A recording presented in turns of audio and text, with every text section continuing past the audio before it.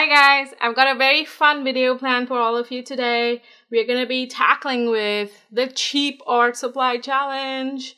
So let's get started with the materials. They are simple, they are watercolor, the Crayolas like all of us know, and you can find them in any drugstore, and I've replaced it with a dollar store brush here. This is a synthetic brush.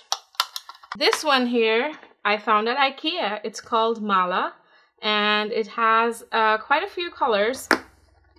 It opens up, you can remove it, and you have some water containers and brushes.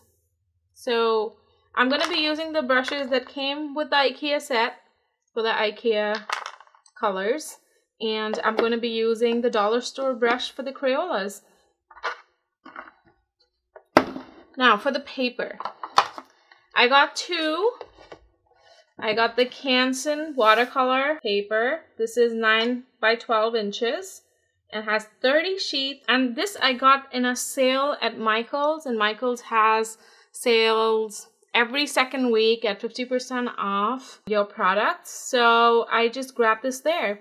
And if you happen to stop by a Blick art store, they usually have this Canson watercolor paper for buy one, get one free. A lot of the times I've seen that too. Artist Loft Watercolor Pad.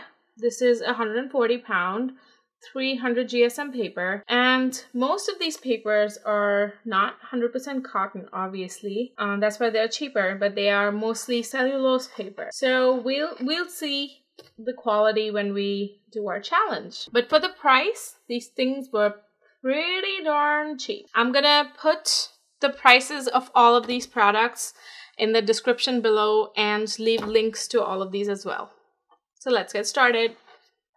I'm gonna be using the Canson paper with the Ikea colors. I have a palette. Comes right off. I have two containers, which is convenient. One for warm and one for cool colors. And my brushes. Pour some water. You can see my daughter has already used these paints, and she liked them. She really liked them. Okay, let's get painting.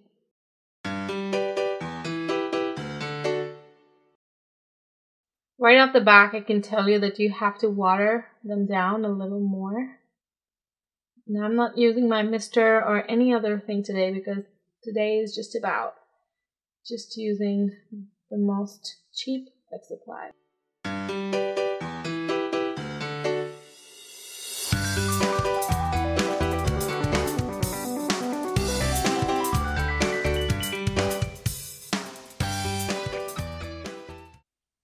I can already tell that I have to really wash this off. The colors get muddied pretty quickly. But I have to say the vibrancy of the paint is not bad at all. We'll see how it looks when it dries, but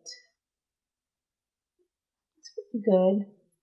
And art shouldn't be constrained just because you don't have expensive supplies. So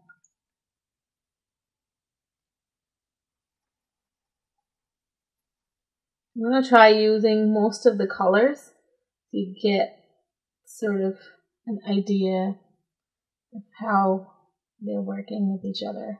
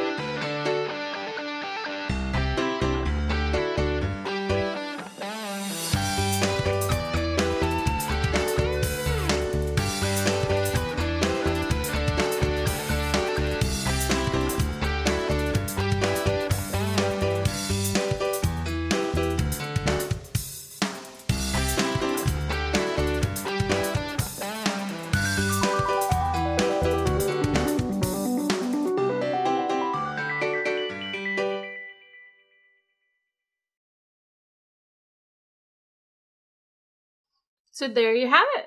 That's my painting with the Ikea paints. And I have to say, this brush is pretty good. I didn't have to use the smaller brush at all.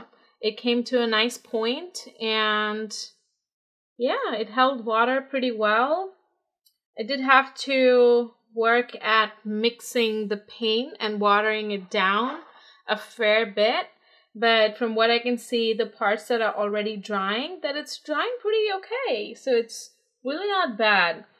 One of the other observations I can tell is that some of the pigments mixed pretty okay, but the kind of paint that came out was obviously chalky, and not just that, it's more like a poster paint or like a tempera paint. So keep that in mind if you're using one of these cheap sets, that you can obviously definitely make lots of colors with it. Like I mixed some of my greens and watered down some of the green here really light, and that's fine. I did also, because the color wasn't mixing very well on the paper, I did do some layering in the end with the yellow and the green to create a different effect, which is kind of cool. So I'm really liking it. So overall, I would say this is a good set to start with or to get for your kids if they are starting out their journey in watercolor. And it's a pretty comfortable sort of set with, you know, the water buckets and the palette, which is removable. You can probably store other art supplies in here. So yeah, all in all, really good. I'm gonna do one more painting with my Crayola set and our other watercolor pad, which is our Artist Loft Pad. So this, I can tell, is a much smoother paper, very less texture, almost like hot pressed, but I don't know. We'll see when we work at it. And my good old Crayolas, which obviously need to water down a fair bit, so that's okay. I'm gonna just drop some water. I like that they have some mixing space at least, so that's good.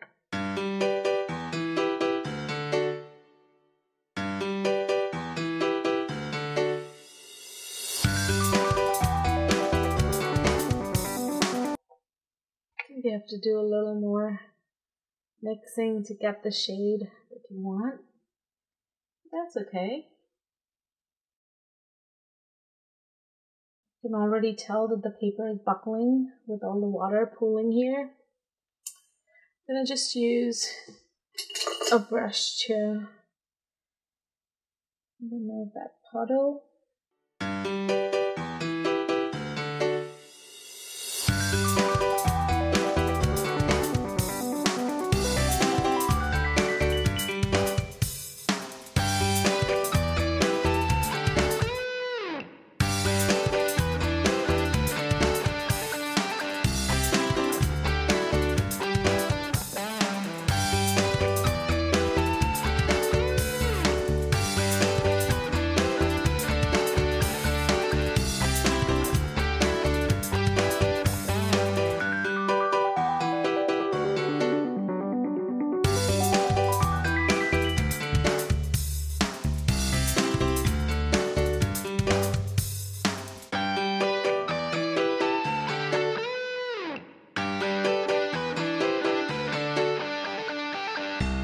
Okay, there you have my painting all done with my dollar store brush and the Artist Loft paper.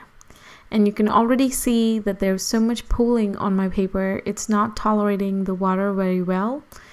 And my paper is unfortunately buckling a lot.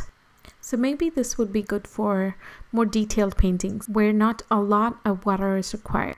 So thanks for watching my video. I'll see you in the next one. Give me a thumbs up if you liked it. And hit the subscribe button if you have not done it already. See you guys. Peace out.